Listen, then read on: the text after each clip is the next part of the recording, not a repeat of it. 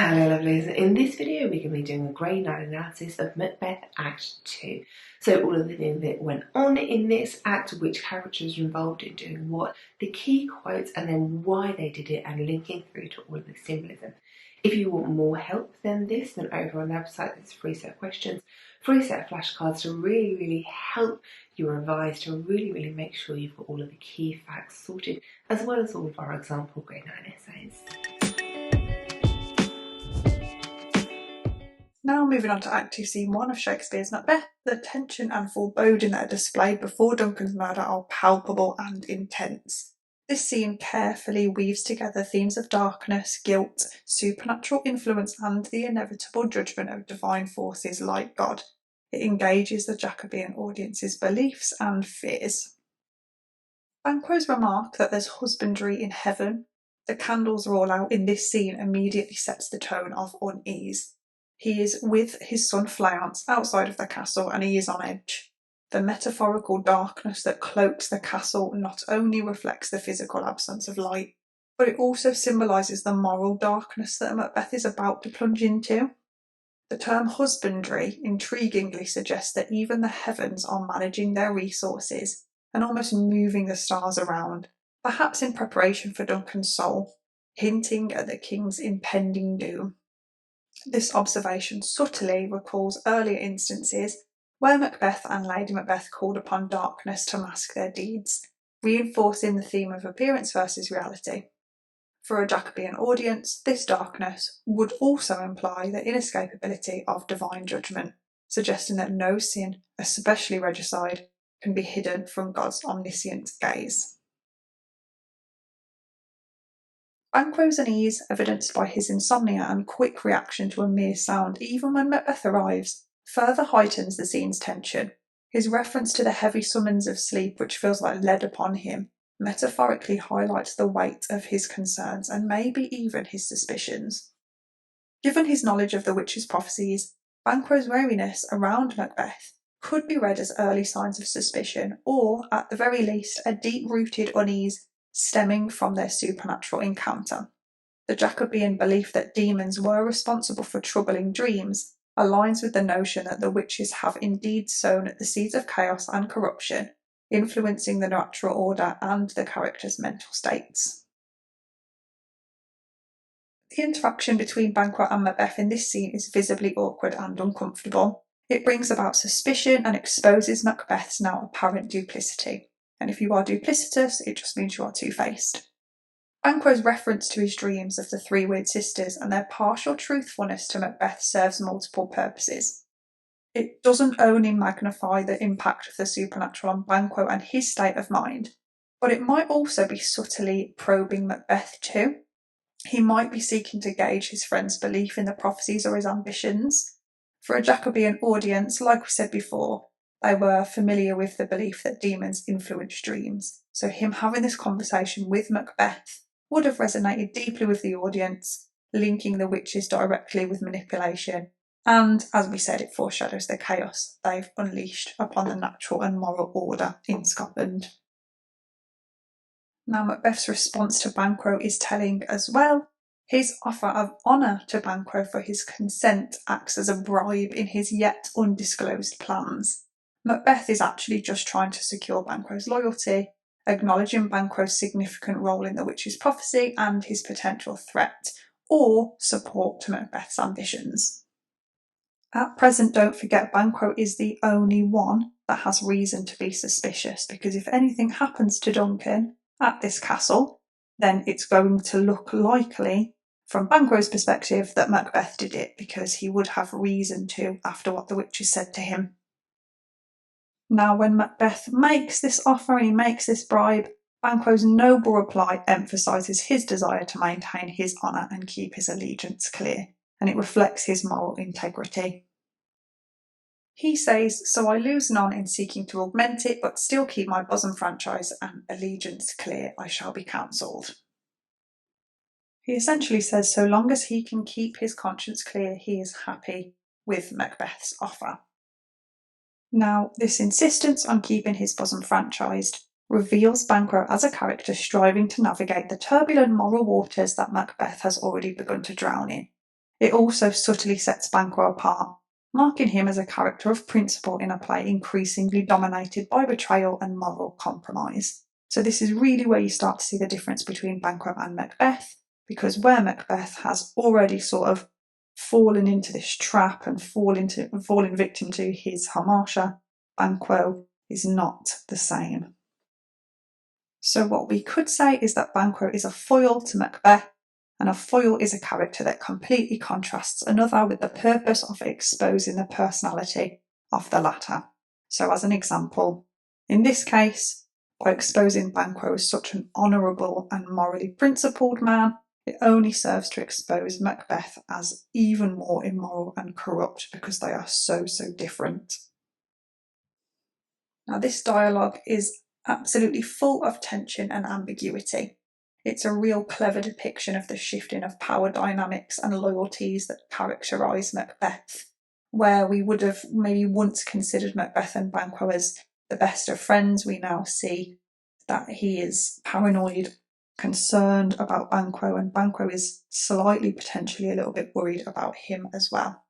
So for the audience, this interaction really heightens the suspense leading up to Duncan's murder, and it deepens the tragedy of Macbeth's transformation, because he was once considered this noble warrior and he's now becoming this tyrannical murderer.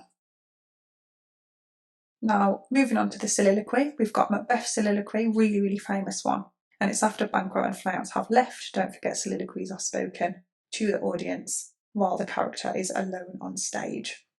It marks the haunting image of a dagger which leads him to Duncan's chamber or his bedroom, and it delves deeply into his inner conflict. The dagger of the mind signifies Macbeth's internal conflict and guilt. It serves almost as a harbinger or a sign of the bloodshed that's coming. His questioning of the dagger's reality, he says things like, "Art thou not, fatal vision, sensible, to feeling as to sight?" It reveals his growing instability. He's a man on the brink of committing an act so sinful, it disturbs the very fabric of his being. Here, he actually has to challenge and question himself to ensure he can keep hold of his sanity. You'll see there's lots and lots of questions and lots of question marks in that part of the soliloquy. He also questions whether the hallucination comes from a heat-oppressed brain. So essentially he's asking whether this hallucination that he's seeing is because of fever or an illness. Now that's interesting because it kind of metaphorically aligns Macbeth's murderous intentions with illness, disease, or like we say, fever. It kind of suggests that his moral corruption has induced or created a state of delirium. He's delirious, in other words. The word heat actually implies pain and suffering, so that's a really good thing to kind of zoom in on. And when coupled with the word oppressed, that means being subjected to cruel treatment, usually for long periods of time. It implies that the suffering is becoming inescapable, like oppression would feel. And it foreshadows the permanent suffering of damnation he will experience following the murder as well. So there's lots of methods you can look at with that quote. The soliloquy progresses into visions of blood on the dagger, and it underscores the inevitability of guilt staining the Macbeths. That's Macbeth and Lady Macbeth because that's their surname. It's a potent or powerful foreshadowing of Lady Macbeth's later descent into madness. Don't forget, in Act 5, Scene 1, she attempts to wash away imagined blood from her hands. So it almost foreshadows that moment. Macbeth's acknowledgement that the bloody business as well informs these hallucinations underscores his awareness of the moral and psychological ramifications or consequences of his actions. He repeatedly uses euphemistic language like this to comment on the murder. This isn't the first time we've talked about euphemism. And it again proves his naive attempt to rid himself of the gravity of his crimes. Then later in the soliloquy, the supernatural undertones intensify because Macbeth, he mentions witchcraft with Hecate, the goddess of the witches, and other dark entities. There's the word ghost, there's the word horror, for example. He really reflects his entanglement, his mental entanglement with forces of evil. And by entangled, I just mean when he met the witches, he's become really gripped by them. And he's now tangled up in this world of mental instability and turmoil because of them. Now, because we've got loads of words linked to the same thing, we can call that a semantic field. They're all linked to the supernatural. So this semantic field not only illustrates Macbeth's downfall, but it also aligns his fate with the chaos and disorder that was started by the witches, reinforcing the play's exploration of supernatural influence on human actions, because don't forget, his audience at the time would have been fascinated with witchcraft and the hysteria surrounding it was huge. Don't forget, King James was so interested he wrote a whole book on it. So to feed the audience's fascination like this would have sparked fear and curiosity. I suppose you almost want to imagine it as sort of common things that people are scared of today. If they were put onto a TV show or a film, think about things that you guys are scared of. You might want to watch out of curiosity, but it kind of adds to your fears as well, doesn't it? Macbeth's aspiration to move silently, hoping thy very stones prate not of my whereabouts, naively seems to reject the fact that in the Bible it states that even nature itself bears witness to sin. In the Bible it says the heaven shall reveal his iniquity and the earth shall rise up against him. So in this case it should serve as a reminder to Macbeth that even the earth sees what he has done. He can't escape God's judgment, he can't escape his own actions. The fact that he wants to be so quiet reveals his deep-seated paranoia, and he does actually recognise the natural order's retaliation against regicide. Even the natural world will reject what he's going to do. But what's ironic, though, is that even though he knows he can't escape God's judgment, again, it's still not enough to actually stop him doing it. Now, the soliloquy and the scene ends with the ringing of a bell. It encapsulates his tragic acceptance of the path he's chosen. He sees the bell as both an invitation to commit the deed and a death knell for Duncan, and knell is just a funeral bell. So it reveals the duality, or two-sidedness, in other words, of Macbeth's actions. On the one hand, it ushers him towards kingship, but on the other hand, it seals his damnation. Now, the idea that this spell summons Duncan to heaven or to hell is actually quite strange. And this, again, is because we know that Jacobeans, due to the divine right of kings, believe that the king would go to heaven due to being chosen by God. So Macbeth suggesting he may also be sent to hell is strange. It might actually just reflect Macbeth's desperate and almost delusional attempt to rationalise or even trivialise the act of regicide. He's trying to kind of minimise it so maybe it hurts him less, but it's actually quite blasphemous to assume that he would be deserving of hell as well.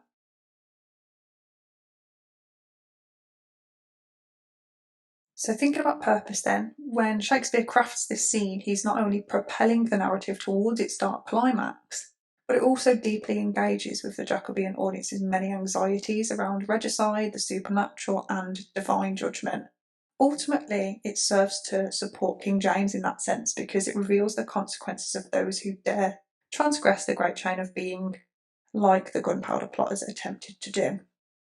So there's lots of interests and fears being addressed in this play, and in this scene in particular, it's very, very cleverly put together.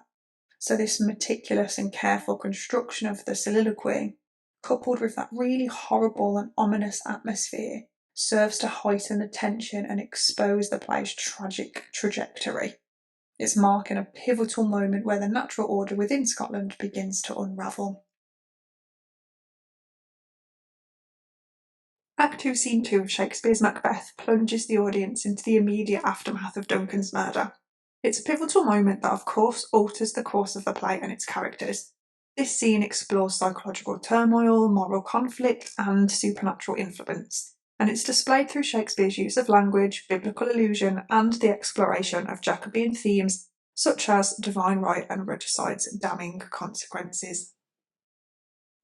Now you'll notice that I've already mentioned Duncan's murder, and in Act 2, Scene 1, he hadn't been killed then either. It's because it happens off stage. Now, the decision to have Duncan's murder occur off stage is a deliberate artistic choice by Shakespeare. It respects the monarch's sanctity and the belief in the divine right of kings that held the king as God's chosen representative on earth. For a Jacobean audience, the depiction of regicide would have been not only politically sensitive but also morally abhorrent. So Shakespeare respects this and offers a more subtle approach to convey the gravity of Macbeth's crime without depicting the act itself. Don't forget, this play isn't about the murder, it's about the consequences of people who try to commit regicide or do commit regicide. So that's what it's all about. It shouldn't be a focus of kind of glamorising murder. Now, at the start of the scene, Lady Macbeth's kind of on her own. She's awaiting Macbeth's return to hear that it's actually been done. And it actually does reveal her complex character. She says, "That which hath made them drunk hath made me bold. What hath quenched them hath given me fire." Now, when she mentions them, she's just talking about the two guards that they all go into frame. And what she's saying is she's kind of contrasting the effects of alcohol on the guards with the courage it's instilled in her. While they're being framed, it's allowed her to proceed with her plans.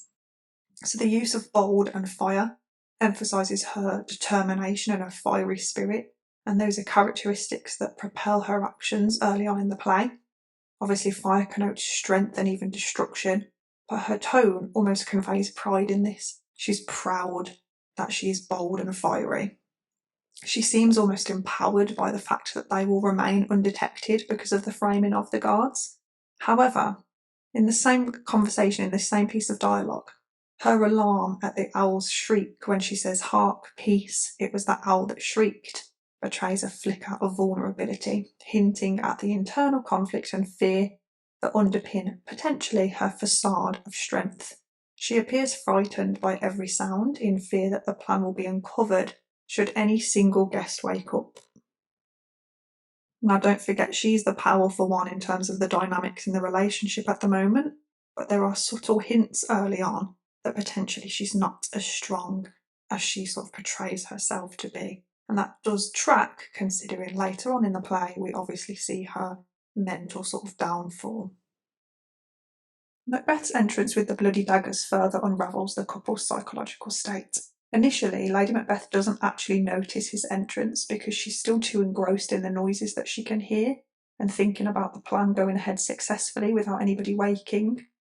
She says to herself, "Had he not resembled my father as he slept, I had done it," which essentially means that if King Duncan didn't look like her father, then she would have done it herself. And this reveals quite a few things. Firstly, it reveals a moral boundary that she is unwilling to cross. It's a moment of weakness, and juxtaposed with her earlier claim that she would dash out the brains of her own child, actually introduces a complex interplay between maternal instincts and reverence to her father. It suggests that her capacity for violence is lessened somewhat by personal connections. It's a reflection of strict societal expectations of women, because as a woman you were supposed to see your husband and originally your father as essentially the two most important people in your life, or the two most important men in your life. First your father, then your husband. It also shows real inherent contradictions within her character, and I just mean there that a lot of things that she says kind of go against previous things that she says, and that might explain later why we see her suffer in the way that she does, because she's so complex and there's a lot of conflict inside her. In their exchange, when Macbeth has returned and Lady Macbeth is aware of this, it's fraught with panic and urgency. Macbeth's immediate regret when he says this is a sorry sight is actually dismissed by Lady Macbeth as a foolish thought to say a sorry sight, and it showcases her attempt to maintain control and suppress any acknowledgement of guilt. This dynamic, this relationship again reveals a power imbalance where Lady Macbeth assumes a dominant role, striving to bolster Macbeth's resolve despite her own subtle fears. One thing I would say here, though, is that where Macbeth's fears arise from a place of regret and fear of his own damnation, Lady Macbeth's fears at present are mostly regarding getting caught, and are clearly not enough to change her perceptions after the event has taken place. Macbeth's recounting of the prayers he hears from the two anonymous voices, and his inability to say Amen, starkly shows his spiritual estrangement following the regicide. And when I say estrangement, I just mean his separation from his spirituality. His realisation, "I had most need of blessing and Amen stuck in my throat," underscores his now clear distance from God and the divine order, marking the beginning of his eternal damnation. It's quite a visceral image, and by visceral, I mean you can almost feel it yourself. It's painful and it conjures images of coughing or choking, reflecting the pain he feels without his ability to seek God. This moment, reflective of the biblical principle that sin separates man from God, highlights the profound moral and spiritual consequences of Macbeth's actions. This, of course, serves as a warning to a Jacobean audience following the attempted plot, specifically the gunpowder plot, against King James, essentially warning them that this is what you face by subverting the divine right of kings. It also acts as a subtle way of supporting King James too, by denouncing, or in other words criticising regicide, and exposing the punishments that come with it. Now Lady Macbeth insists that they get moving so they don't get caught, and her insistence on pragmatic action, where she says these deeds must not be thought after these ways, so it will make us mad, is ironic because it foreshadows her own descent into madness, when she obviously ends up thinking about it too much. Her attempt to trivialise their crime and its consequences reveals a deep-seated denial and naive underestimation of guilt's corrosive effects on the mind. And all I mean there is that the way that she tries to make it seem like it's nothing and make it seem like it's silly is kind of underestimating just how painful it's going to be and how much suffering it's going to cause her internally. And you almost start to see her lose her patience more and more from here. She knows they need to be quick to avoid being caught. Macbeth's hallucinations of a voice declaring sleep no more, Macbeth does murder sleep, metaphorically links the act of regicide to the disruption of natural and moral order. Literally, Macbeth has murdered someone sleeping, but metaphorically, when we think of the connotations of sleep being at peace, he has murdered peace and therefore disrupted what was natural and orderly about the world. Not only has this caused turmoil within Macbeth's soul, but because he has disrupted the great chain of being, what Jacobeans believed was a natural and God-given hierarchy, there is now turmoil in Scotland too. So that repetition of sleep no more as well throughout the conversation that follows by both the voice and Macbeth further magnifies the loss of peace and innocence he will experience from here on out. Now I just want to be clear here. The great chain of being was an order set out for all living things in the world, and actually even non-living things too. So there's a hierarchy, or a kind of triangle of power, where God was at the top, then angels, then monarchs, then common sort of normal people, animals, plants, even non-living things. So because Macbeth has disrupted that, right sort of in the middle of that chain with kings or queens, taking those out, it's disrupted what would have been seen as a really natural order or a natural hierarchy. So that's why there's going to be turmoil not only within himself but within Scotland as well. Now there's an interesting link that you can make here, and it's back to Act 1 Scene 3 when the witches give him his predictions. They say first, all hail Macbeth, hail to thee Thane of Glamis, which is what he is when he first meets them. Then all hail Macbeth, hail to thee Thane of Cawdor, which is what he will next become. Happens immediately after the witches have gone, actually. And then third, they say, all hail Macbeth that shall be king hereafter. Now, in this scene, Act 2, Scene 2, he hears the voice specifically say, Glamis hath murdered sleep. And so he believes, and he says this, therefore Cawdor shall sleep no more, Macbeth shall sleep no more. So when he hears the voice saying that Glamis hath murdered sleep, he interprets that as Cawdor shall sleep no more, Macbeth will sleep no more. He's concerned he will never be able to sleep peacefully again because of what he's done. Now, if you link that back to those witches' predictions, the witch's prophecy kind of ominously echoes through his mind. It's in his head. Obviously, he wants to be king. But notice that he mentions nothing of becoming king. He says, Cawdor shall sleep no more, Macbeth shall sleep no more. He says nothing about being king. He doesn't say anything like, the king shall sleep no more.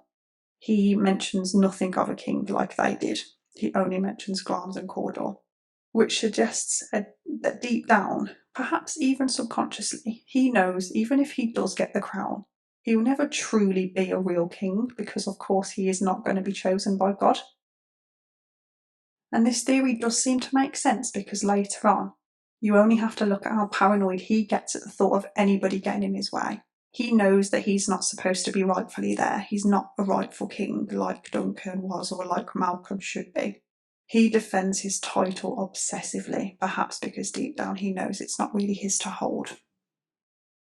Now, if you can spot those clever little links and explain how moments in the scene you're talking about can link back to previous ones or can foreshadow future ones, it's a really, really brilliant skill to have in your essays. Now, this is really where Lady Macbeth starts to lose her patience, because he is still absolutely freaking out with what he can hear, and she just wants to be practical. She wants to make sure they don't get caught. She's become really urgent and impatient now. So Lady Macbeth's practicality in the face of Macbeth's panic, her attempt to wash away the physical evidence of their crime and her mocking of Macbeth's fear, contrast really sharply with the psychological burden that Macbeth is currently bearing. When he refuses to return the daggers because he can't bear to look back on what he has done, Lady Macbeth chastises Macbeth with the phrase infirm of purpose, "Give me the daggers." This critical moment illuminates her frustration with Macbeth's faltering mental state. The term infirm, meaning useless in this sense, suggests weakness or a lack of strength, indicating Lady Macbeth's contempt or anger or frustration or even hatred for what she views as Macbeth's sudden loss of nerve. Her demand for the daggers symbolises her willingness to take control of the situation. She's asserting herself as the more decisive of the two in the face of their deed. In this same conversation and moment, she says, "The sleeping and the dead are but as pictures. It is the eye of childhood that fears a painted devil," and this further reinforces her attempt to minimise the gravity of their actions and to steer Macbeth, and maybe even herself, against remorse and fear. By comparing the sleeping and the dead to mere images or paintings, she suggests that the dead, like the sleeping, are actually no threat at all. They are static, they can't move, they're harmless. And she likens that to the inanimate subjects of paintings.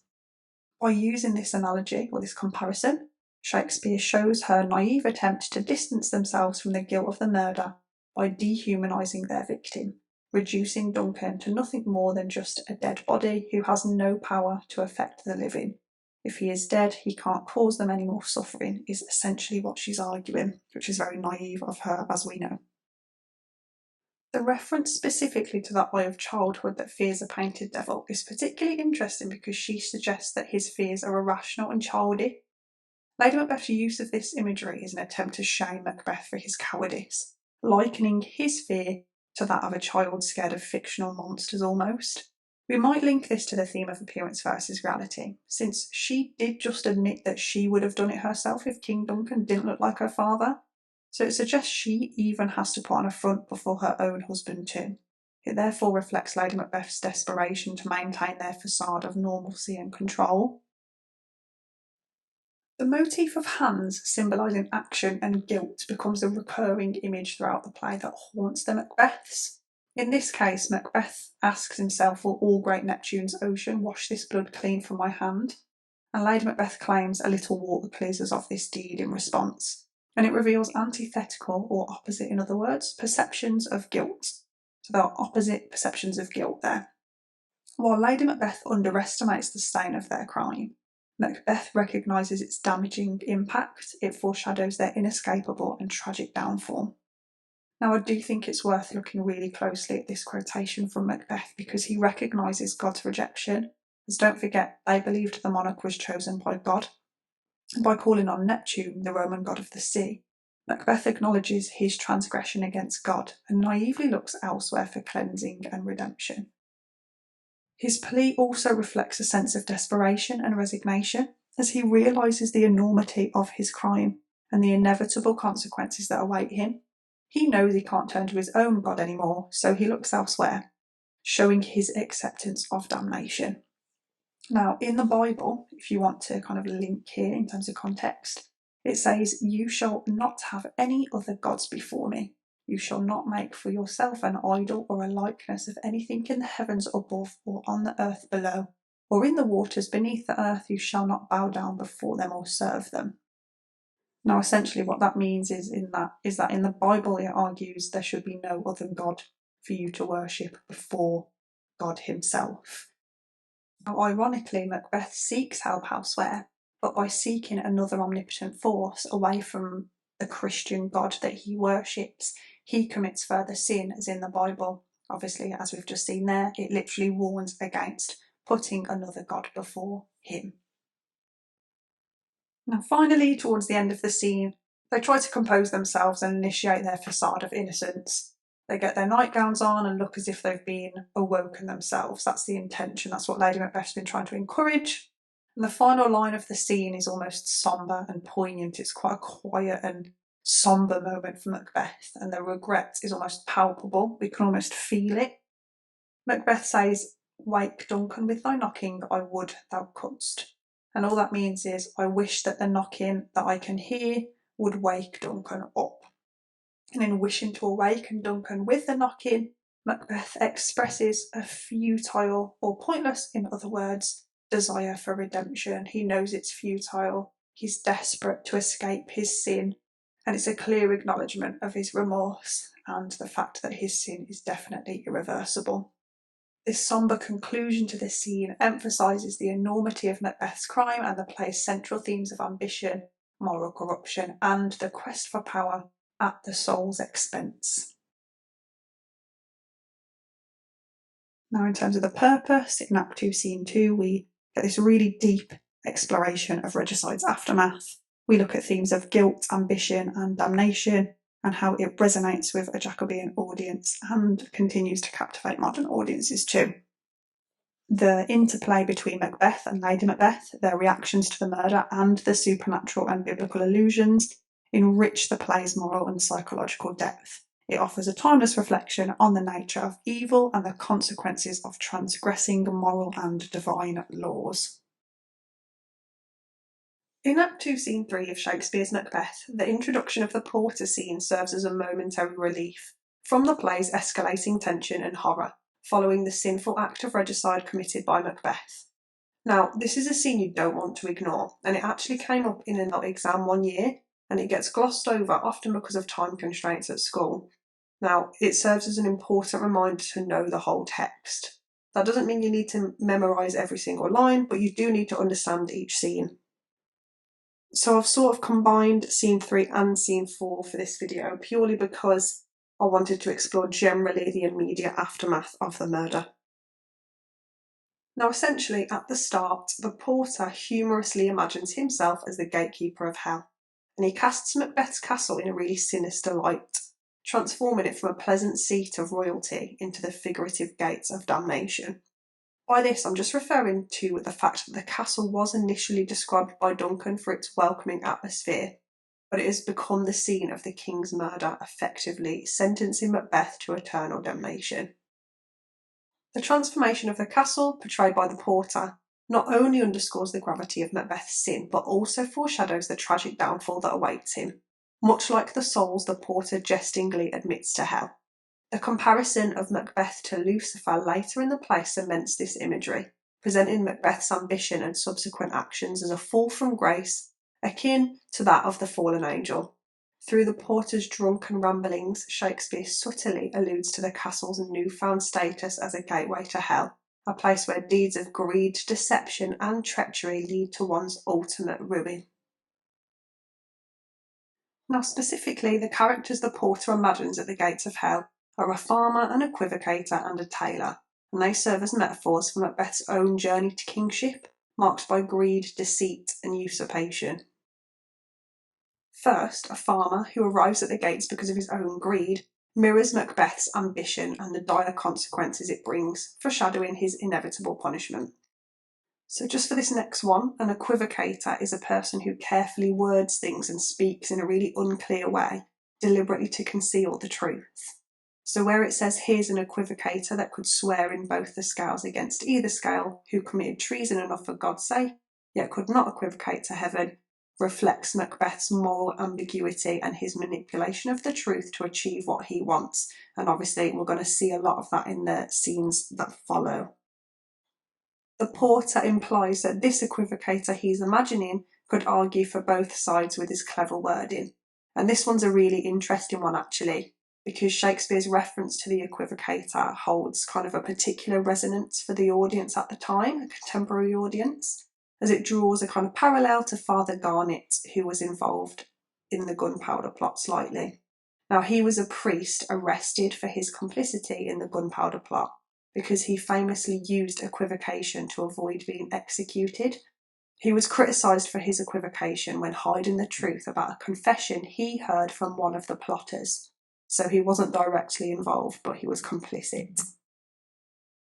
So there, mockery and allusion are used to denounce those that would go against a king, because by doing so, they are defying God, and therefore the message from Shakespeare is clear: no amount of equivocation can escape divine judgment from God. And then finally, a tailor is a person who makes your clothes fit you, and the porter also refers to a tailor. So the tailor steals materials to fashion himself. That's why it says, here's an English tailor, come hither for stealing our French hose.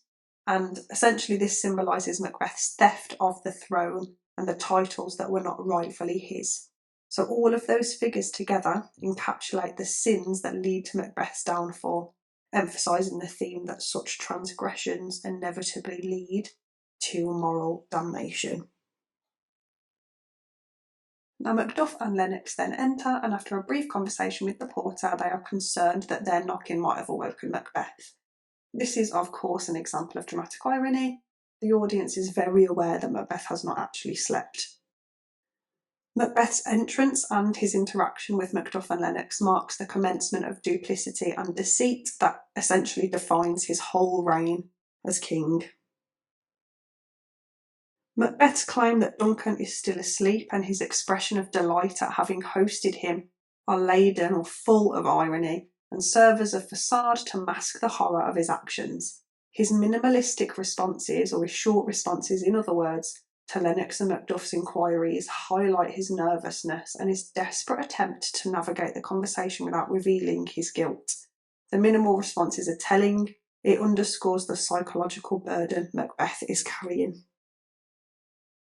As the conversation continues, Lennox observes that the night has been unruly, and that's just essentially saying the night has been very chaotic, and introduces a motif that resonates deeply throughout the play: the disruption of the natural order.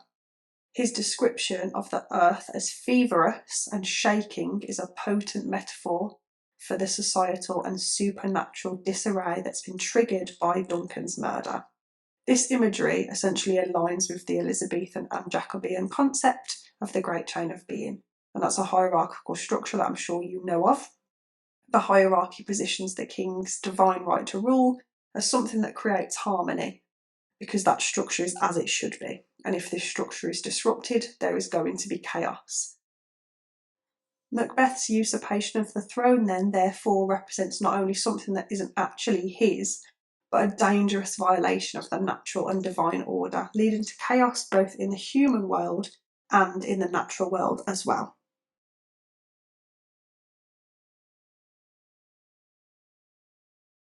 Macbeth's brief response, "'Twas a rough night," while seemingly insignificant, carries weight in the context of Lennox's earlier remarks. His attempt to downplay the events of the night is a strategy to deflect attention from himself. But it also signals his acknowledgement of the upheaval his actions have actually caused. So here, the use of dramatic irony, the start of Macbeth's duplicity, and the imagery of a world thrown into turmoil encapsulate the tragic downfall of Macbeth and his reign. The murder of Duncan is not just a crime against the king, it is a disruption to the very fabric of the universe, setting in motion a chain of events that will lead to societal collapse and personal damnation for Macbeth. So what he has done is huge, and he will be punished for it. These are all signs that that is coming. Now don't forget, nobody has actually discovered the body yet. The only people that know are Macbeth and Lady Macbeth. So the play reaches a critical point now because Macduff discovers Duncan's murder, and his initial reaction is literally just to shout, "Oh, horror, horror, horror." And he also says, "Tongue nor heart cannot conceive nor name thee." So it captures this real indescribable shock and despair that such a sacrilegious act has been committed where Duncan should have been safe. and he actually can't articulate, or in other words, speak about the scene's gruesomeness, and that signals to the audience the horrific nature of the transgression that has taken place. He is absolutely horrified because it shouldn't happen. Macduff's description of Duncan's murder as the destruction of the Lord's anointed temple further supports the notion of the divine right of kings, with the king's body symbolically representing this holy structure like a temple. This violation is not just against the human Duncan, but against God's appointed ruler on earth as well. So in the Jacobean context, this comparison would have resonated deeply with the audience, affirming the gravity of regicide, or just in other words, showing how big this disaster is going to be. Because it was not only a political crime, but also a spiritual one as well, an act that ignores how sacred the monarch was at the time. Now, the others almost don't want to believe Macduff, and so he advises them, this is a quote, to approach the chamber and destroy your sights with a new Gorgon. And the allusion to a mythological creature, a Gorgon whose gaze could turn men to stone, amplifies the scene's horror. The image of a Gorgon serves as a powerful metaphor for the monstrous nature of the act, indicating that the sight of Duncan's slain body has a petrifying effect, reflecting the unnatural horror of regicide. Now, Lady Macbeth pretends to have been asleep and enters the scene. She feigns ignorance, and that just means she pretends to be completely unaware. If you feign something, you fake it. And she says, "What's the business that such a hideous trumpet calls to parley the sleepers of the house? Speak!" And this is a stark illustration of duplicity. And duplicity just means being two-faced. That's why that little picture is down there in the corner. She pretends to be angry that there is such a commotion. Her performance of innocence amidst the chaos that she helped to orchestrate is a prime example of the theme of appearance versus reality that constantly reappears throughout the play. Macduff's protective response to Lady Macbeth, "O gentle lady, 'tis not for you to hear what I can speak. The repetition in a woman's ear would murder as it fell," suggests that the news is too dreadful for a woman's ear, not only perpetuating the contemporary belief in women's supposed frailty and weakness, but it also serves as an ironic counterpoint to Lady Macbeth's true involvement in the crime.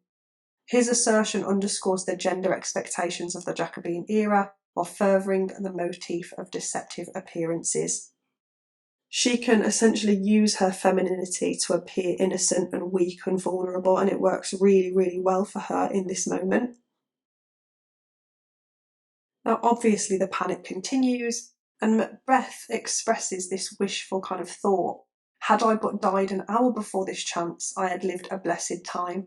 And this carries a really kind of sly and sneaky double meaning.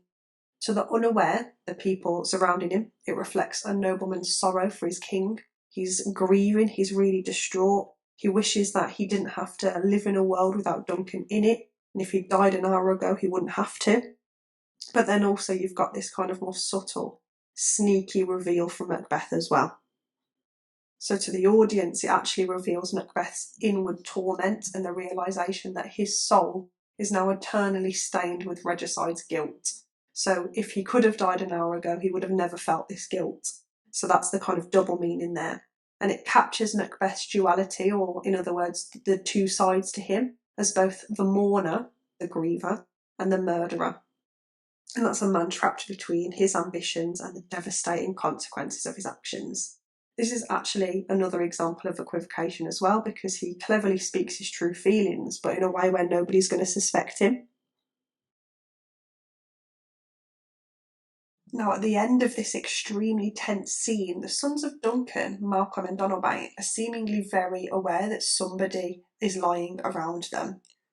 Donalbain says there's daggers in men's smiles, and this evokes a powerful image of concealed malice, revealing a landscape where appearances are deceiving and trust has been compromised. He can't trust anyone around him. The use of the noun daggers captures the brutal and sinister nature of deception. A dagger is a weapon that requires closeness to commit a murder. Obviously, you have to be a lot closer than if, for example, you were using a sword. So it suggests that someone close to Duncan has committed this murder and conceals it with a smile. Now, they are clearly not as naive as their father, who in Act 1, Scene 4 said there's no art to find the mind's construction in the face. That was about the betrayal of the original Thane of Cawdor, and now he's let another one do it to him. So it suggests that Malcolm is a lot more aware, and he would make even potentially a more stable king, as he doesn't trust people as easily as his father did. And their decision then to flee to England and Ireland encapsulates a survival instinct and an acknowledgement that the court around him is now a den of liars, potential assassins. But it does, however, make them look guilty too. The others actually kind of blame them for bribing the two guards, and that's why they've run away. So it doesn't really help their cause, but obviously they're doing it for their safety. Now, overall, Act 2, Scene 3 of Macbeth covers the play's central themes, presenting betrayal, divine justice, and the destruction of natural order through the comic, but also foreboding porter scene, juxtaposed with the gravity of Duncan's murder. Macduff's discovery, a response to the regicide contrasted with Macbeth and Lady Macbeth's duplicity, underscore a world where appearance does not equate to reality and morality is obscured by personal ambition. This scene not only foreshadows the chaos in Scotland, but also deepens the portrayal of Macbeth's castle as a den of eternal transgression. And the scene serves as a really sombre reflection on the corrupting influence of power and what it's done to Macbeth essentially, and the irreversible actions that lead to moral and societal self-destruction. Now, as I said, I've kind of combined Scene 3 and Scene 4 as a whole video because I wanted to show the immediate aftermath. So in both scenes you can see the immediate turmoil that follows the murder of Duncan, and in this one especially, it shows the wider implications across Scotland. Disrupting the great chain of being hasn't just meant the hierarchy is now missing a king. As we said before, disrupting this very strict hierarchy, Jacobeans believed, would be to disrupt the very fabric of society. So I want you to kind of imagine, these are quite small examples, but to explain what I mean, imagine it like taking a crucial part out of your laptop or a car. It just would not function the same, if at all. And this is the same, but of course on a much larger and much more tumultuous scale. What Macbeth has done is disrupted the natural order and the natural running of the world, and now Scotland is in chaos and nothing is as what it was before. Now, as a little summary in this scene, Act 2, Scene 4, an old man and Ross, another Thane, discuss the strange things that they have noticed following the death of Duncan, and actually some things before it too. So Shakespeare includes this old man, which we could call a stock character, which is like a typical character you might see throughout lots of films and books. And old men typically represent wisdom. So in literature, older characters offer wisdom to younger ones. You can imagine Dumbledore in Harry Potter, for example. And it's the same here. So the old man says that what he has seen hath trifled former knowings. So in other words, what he has known throughout his whole life is nowhere near as horrifying as what he had witnessed last night. Ross responds saying that by the clock it is day, and yet dark night strangles the travelling lamp.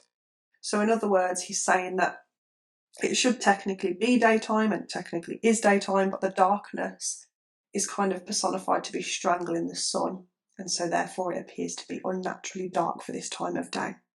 And if we're going to zoom in here, we might look at the verb strangles. That's a barbaric and murderous word, and it conjures images of an attack. So this is of course representative of the attack on King Duncan.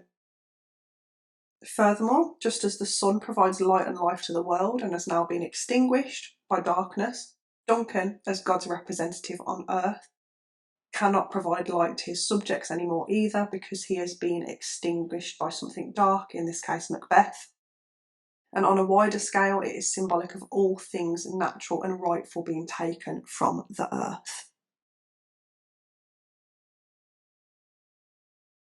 The old man agrees that it is unnatural, even like the deed, which reaffirms the audience's belief that the murder of a rightful king is unnatural. He continues to point out strange and unnatural events. So he says, on Tuesday last, a falcon towering in her pride of place was by a mousing owl hawked at and killed. Now, a falcon, as a predatory bird, should of course not be killed by an owl. But think metaphorically who the falcon represents and who that owl represents, and it holds so much more meaning than at first glance. What's more is, in the great chain of being, all creatures feature in this hierarchy, as I've mentioned in other videos before. So an owl's place would be lower than a falcon's, echoing Macbeth's place as lower than King Duncan's. It shows a complete subversion of what is natural about the world, all because of what Macbeth has done once again. Now, one thing I actually realised is that this quotation says on Tuesday last he saw this occur, but mentions the murder was only last night. So at the time he noticed it, the murder would not yet have taken place, but already unnatural things were occurring. So it's almost as if Shakespeare is suggesting that God's omniscience, or in other words, the fact that he knows everything, cannot be underestimated. Perhaps he knew, and these were the warning signs for the people in Scotland.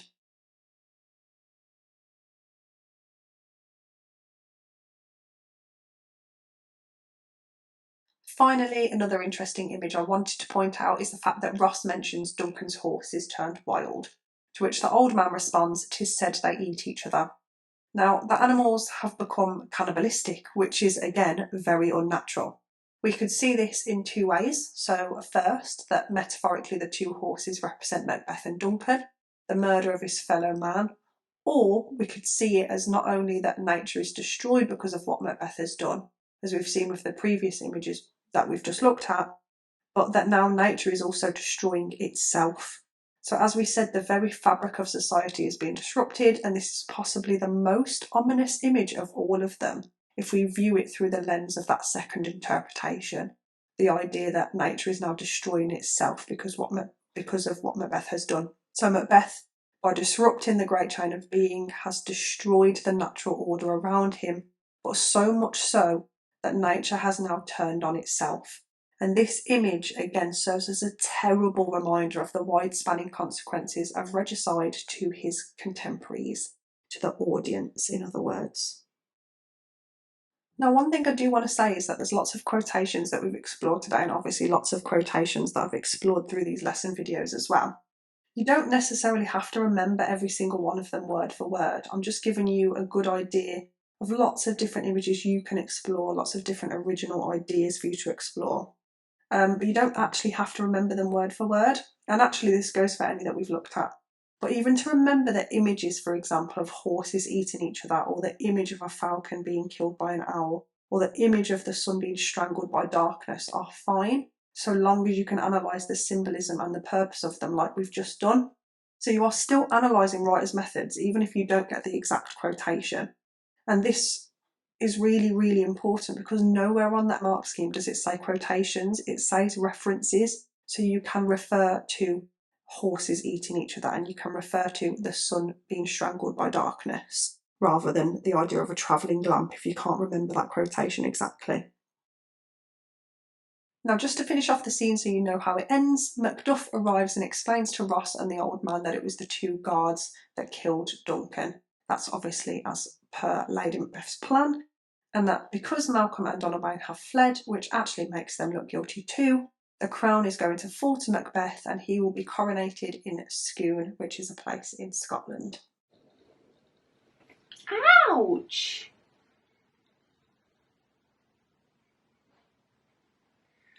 This is why in some videos I explain scratches.